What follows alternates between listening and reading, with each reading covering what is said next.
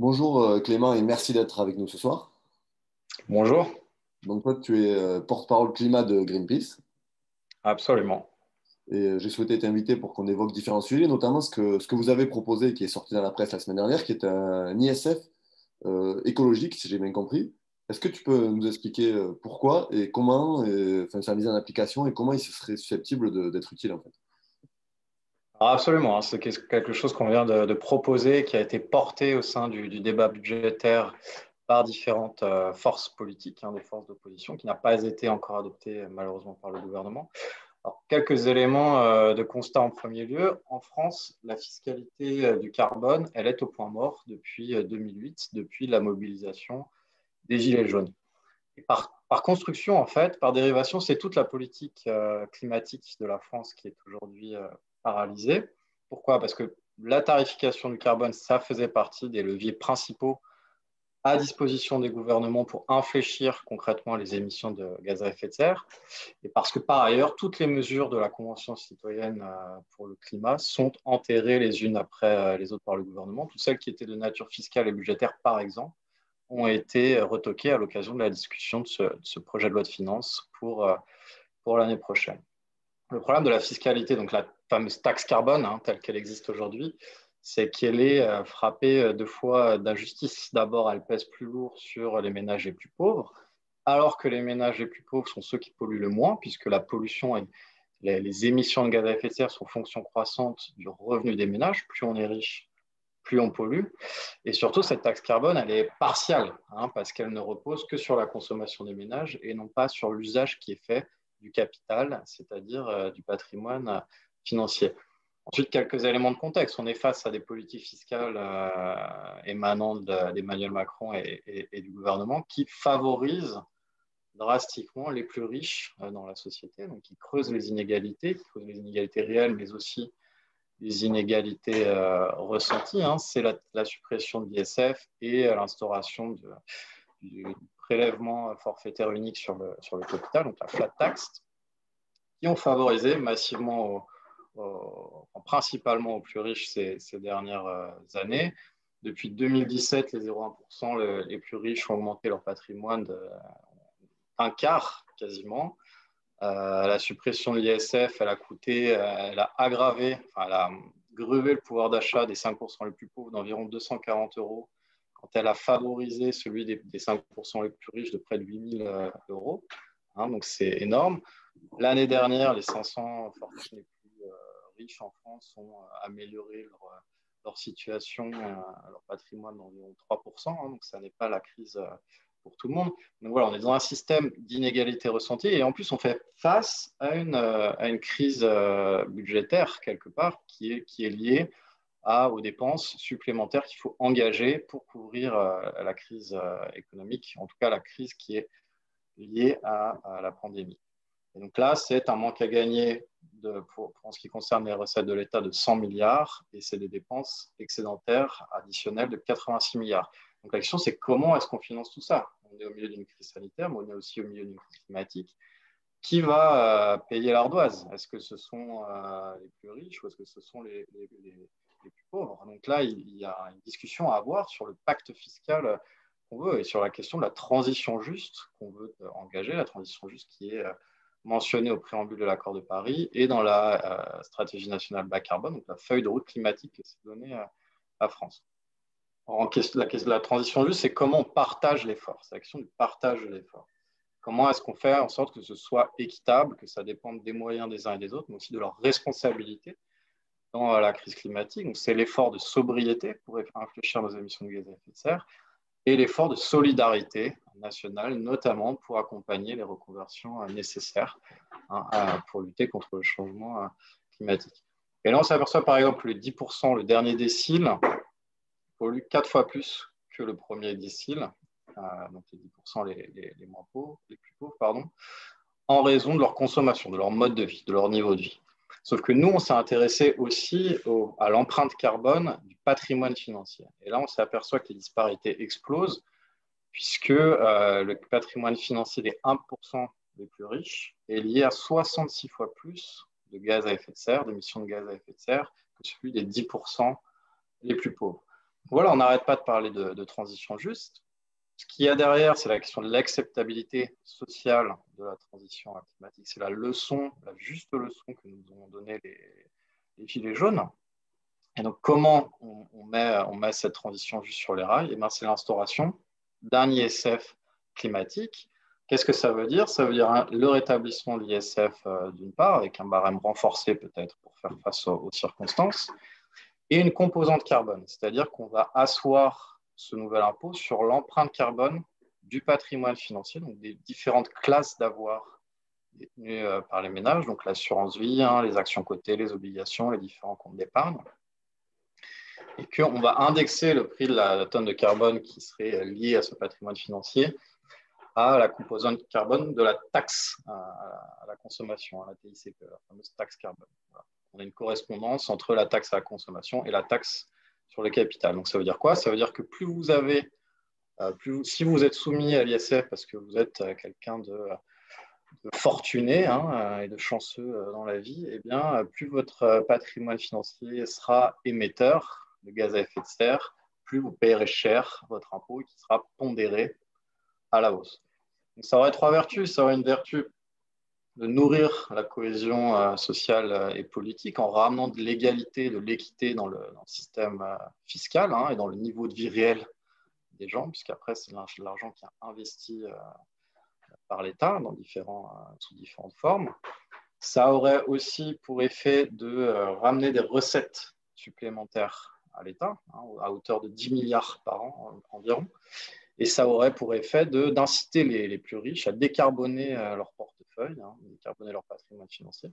Voilà, ce capital qui est investi par les uns et les autres, par nous tous, mais aussi par les plus riches, il est connecté à des activités économiques réelles qui sont plus ou moins émettrices de gaz à effet de serre. Et d'ailleurs, on s'aperçoit que les actifs les plus prisés par les ménages les plus fortunés, ce sont les actions cotées, c'est-à-dire celles qui ont le bilan carbone le plus exécrable en réalité. D'accord. Et c'est une mesure extrêmement ambitieuse et tu évoquais dans ton descriptif d'autres mesures qui ont été évoquées par la Convention citoyenne. Comment tu t'expliques aujourd'hui que, alors qu'Emmanuel Macron avait dit je les prendrai sans filtre pour les mettre dans la loi de finances ou pour les mettre sur le tapis, comment on explique aujourd'hui qu'en fait il n'y en a quasiment aucune qui soit retenue par le gouvernement ou celles qui sont retenues, elles sont tellement détricotées qu'elles sont plus de nature à répondre aux enjeux? Parce que justement, Emmanuel Macron est buté sur cette question essentielle du partage de l'effort. C'est-à-dire qu'il ne veut pas soumettre ni les grandes entreprises, ni les ménages les plus fortunés à l'effort de solidarité, de sobriété climatique dont nous avons besoin aujourd'hui. Donc cette Convention citoyenne pour le climat, ça a été une manière de gagner du temps par Emmanuel Macron, de s'offrir un petit sursis. En fait, beaucoup de véhicules législatifs avaient déjà été votés, examinés pendant le quinquennat et ils étaient tous vides en fait en termes de mesures environnementales. Donc on sait qu'Emmanuel Macron, en fait on le sait depuis assez longtemps, on sait qu'Emmanuel Macron fait beaucoup de communication, mais en réalité ne délivre aucune mesure structurelle ou politique structurante sur la question du changement climatique. Là, voilà, il a gagné un an, il a dit bon, ok, donc c'est pas ni les parlementaires, ni d'ailleurs le ministère de la Transition écologique qui vont donner la feuille de route, mais des citoyens tirés au sort. Pourquoi pas? Sauf que les solutions étaient déjà connues. Et qu'au final, voilà, on s'aperçoit que tout ça était une gigantesque opération de communication et il n'y avait pas une sincérité d'Emmanuel Macron derrière, qu'il y a une fragilité de toute façon de la Convention citoyenne pour le climat, qui est le fait du prince, qui est convoqué par le président de la République. Il y a en fait ce qu'on veut, il n'y avait pas de garantie juridique ou politique d'aucune sorte que ces mesures soient effectivement respectées, sinon le mise en œuvre, si ce n'est la parole d'Emmanuel Macron. Cette parole, elle vaut relativement peu de choses sur le plan environnementale. Donc voilà, là on est dans un moment, on avait ce budget, ce projet de loi de finances qui était le premier test pour ces mesures réellement, puisqu'un certain nombre des mesures de la Convention sont nature fiscale et budgétaire et elles ont toutes été malheureusement retoquées ou affaiblies ou dévitalisées de telle sorte qu'il n'en reste que l'habillage, mais que la substance n'est pas là. C'est comme un effet placebo en fait. C'est comme un médicament placebo. On lui donne le nom, mais finalement il n'y a pas le principe actif derrière. Donc, ça n'aura strictement aucune efficacité sur les émissions de gaz à effet de serre. Tu parlais de communication. Il y a un ministre que je suis particulièrement au regard de mes anciennes activités, c'est le ministre des Transports qui communique beaucoup et qui fait beaucoup de choses pour le train, pour l'avion. D'ailleurs, il a tweeté récemment en disant qu'il allait donner beaucoup d'argent aux compagnies aériennes, mais en exigeant des contreparties. Et notamment, il évoque, je crois, 2h30, la durée de trajet en train, si elle existe, comme priorité. Est-ce que c'est vraiment des annonces qui sont réalisées ou là encore, on est sur juste de la communication? Non, non, c'est la désinformation, hein, c'est presque du mensonge public, puisque nous, on a suivi de près tous les plans d'urgence, donc les projets de loi de finances rectificatives et le plan de relance qui fait partie du projet de loi de finances du budget pour l'année prochaine. Dans ces projets de loi, il y a de l'argent, il y a beaucoup d'argent hein, pour Air France et pour le secteur de l'aviation. C'est au moins 15 milliards qui ont été votés. Et à chaque fois, la position du gouvernement sur cette thématique des éco-conditionnalités, hein, qui était demandée par les ONG, par la Convention citoyenne pour le climat, par plus de 80% d'ailleurs des citoyens dans les sondages. C'est-à-dire quoi? On vous donne de l'argent public. La moindre des choses, c'est que vous respectiez une trajectoire de réduction des émissions de gaz à effet de serre qui soit contraignante, hein, qui soit stricte et strictement définie. Et à chaque fois, Bruno Le Maire, le ministre en charge du budget, ou bien Laurent Saint-Martin, le rapporteur des lois budgétaires, LREM à l'Assemblée, s'opposait complètement à cette théorie. En fait. Déjà, il s'opposait à la théorie politique, c'est-à-dire qu'il disait non, non, on ne veut pas surtout la moindre conditionnalité parce que ça freinerait, soi-disant, la reprise de ces grands groupes. Donc déjà, sur le plan théorique, ils n'étaient pas d'accord là-dessus. Hein. Il y a un exercice un petit peu de confusion qui menait dans l'espace public, mais en fait, dans les débats budgétaires, politiques, ils n'étaient pas du tout d'accord avec ça. Ils n'ont pas fait semblant d'être d'accord. Et ensuite, dans ce qui a été voté, il n'y a strictement aucune éco-conditionnalité sérieuse qui figure dans les textes. Hein. Ça n'existe pas. Ça n'existe pas. Donc, M. Djebari, malheureusement, fait de la désinformation, hein, et au contraire, mène des politiques. Par exemple, on parlait de la Convention citoyenne pour le climat. Il a dit que l'écotaxe, hein, qui était demandée par les citoyens, donc, rehausser drastiquement la taxe sur les billets d'avion pour lui donner un effet dissuasif, voilà, aura des effets délétères pour le secteur. Donc, c'est un ministre qui, en fait, est rentré en campagne publiquement contre la Convention citoyenne pour le climat. Alors que le secteur aérien, c'est vraiment un secteur qui est choyé par le gouvernement. Il y a des subventions pour la construction des infrastructures, hein, des aéroports. Il y a une exonération fiscale sur le kérosène, donc une subvention déguisée pour ce carburant et pour ce type de transport.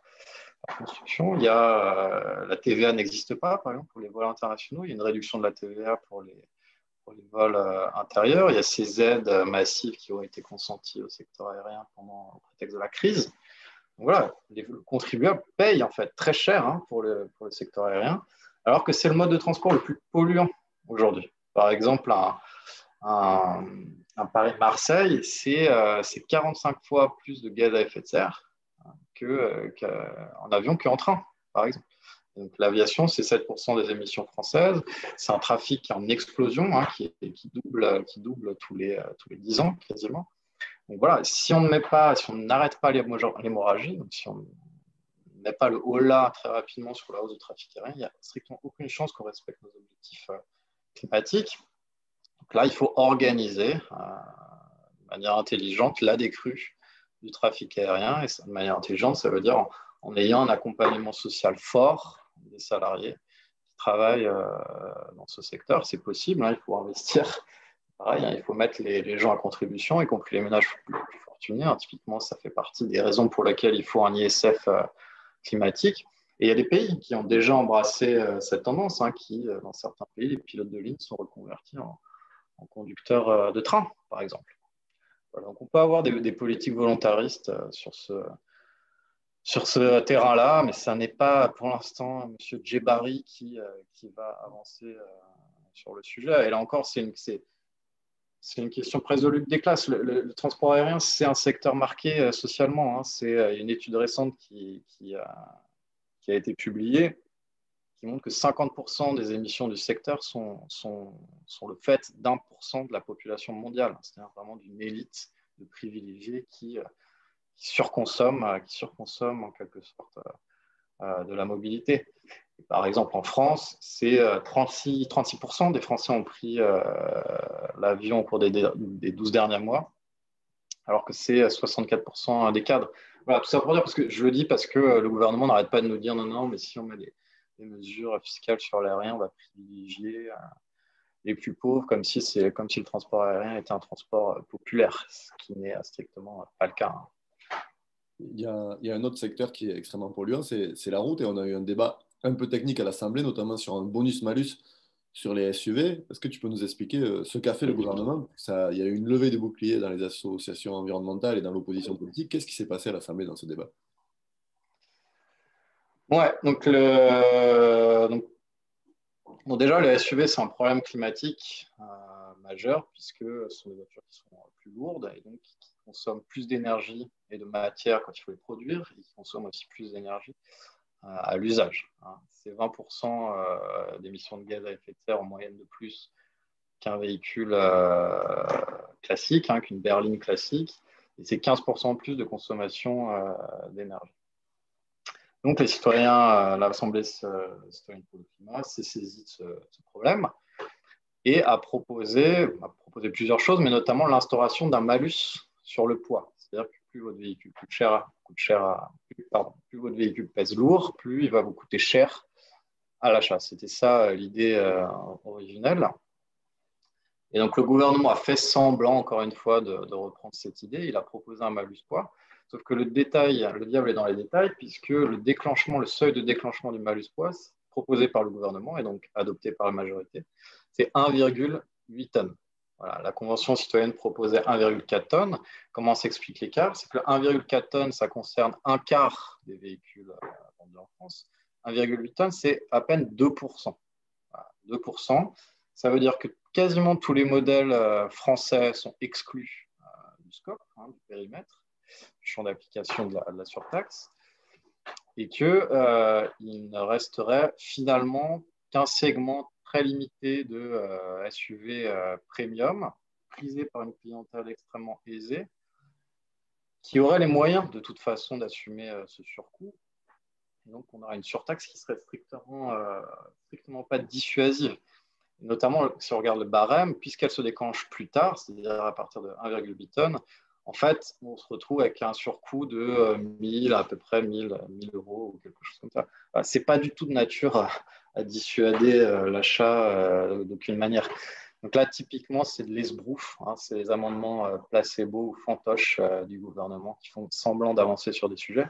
Et derrière, c'est un signal politique qui est envoyé aux industriels climaticides pour leur dire non, sous le règne d'Emmanuel Macron, vos intérêts financiers, économiques sont préservés, sont protégés, sont à l'abri de tout ce qui se passe par ailleurs à cause du changement climatique, de tout ce qui se passe sur le plan social et politique. Voilà, c'est ça le signal politique qui est envoyé, et c'est bien malheureux de voir Barbara Pompili, qui était plutôt une alliée des ONG quand elle était à la tête de la Commission du développement durable à l'Assemblée nationale, se faire la caution de cette trahison de la Convention citoyenne pour le climat. Tu évoques beaucoup de faux semblants et de stratégies quelque part du mensonge du gouvernement pour ne pas appliquer. Il y a eu dans le JDD une grosse page sur le délit d'écocide. Alors, est-ce que c'est en partie une bonne réponse? Est-ce que c'est une bonne avancée? Ou est-ce que là aussi, c'est une manière d'avoir une annonce, mais avec derrière quelque chose qui va servir à rien, en fait? C'est plus compliqué que ça sur le dossier de l'écocide. Alors, clairement, c'est une manipulation du gouvernement dans le sens où ça n'est pas du tout une réponse à la Convention pour le climat. C'est-à-dire que le gouvernement là, va plutôt renforcer ou produire des délits de pollution ou d'atteinte à l'environnement, mais ce n'est pas du tout un écocide, c'est-à-dire une violation des limites planétaires, comme le demandaient les citoyens et les citoyennes. Voilà, après, là, ce qu'ils veulent, c'est surtout renforcer un petit peu le régime de sanctions des atteintes courantes à l'environnement, ce qui est une manière de se mettre en conformité un petit peu avec le droit européen et les directives passées au niveau communautaire sur ce sujet.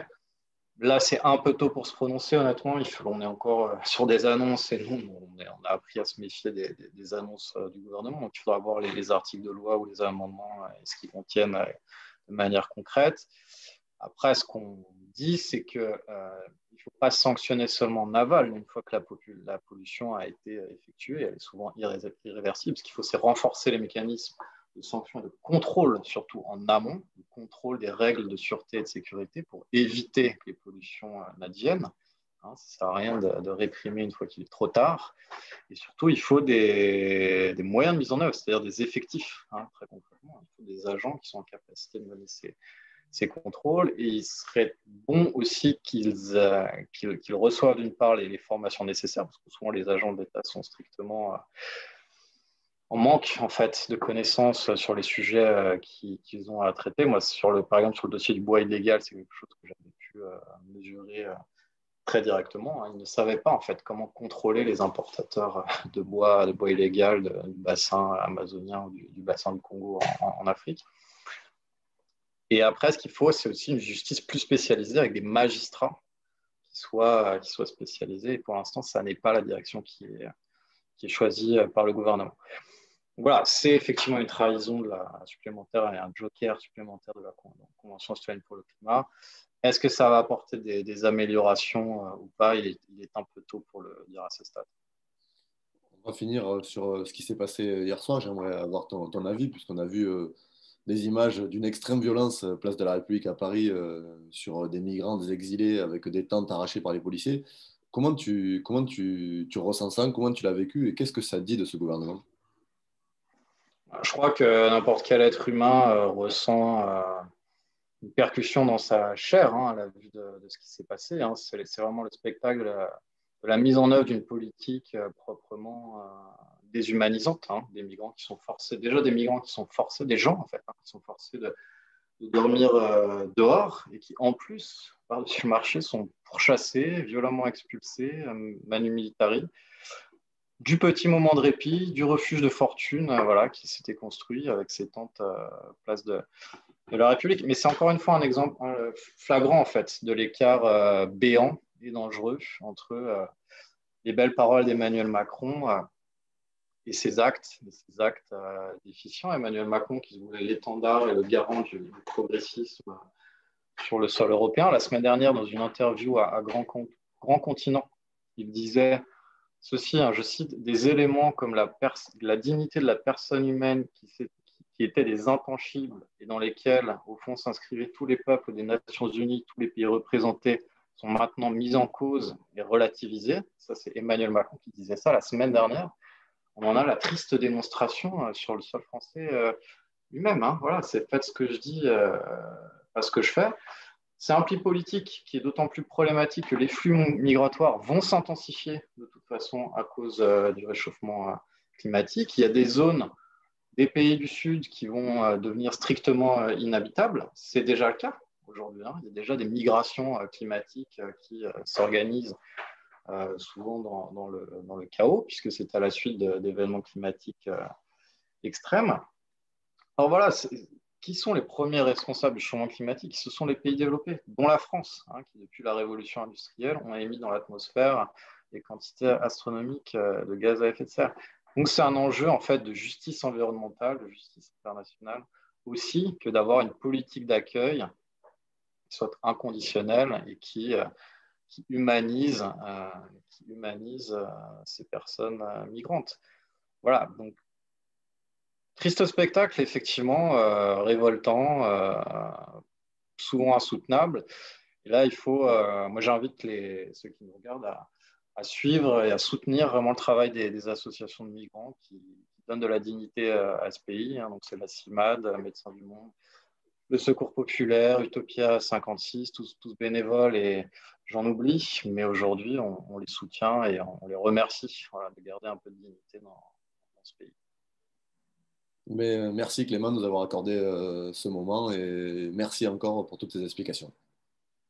Avec plaisir. Merci à vous.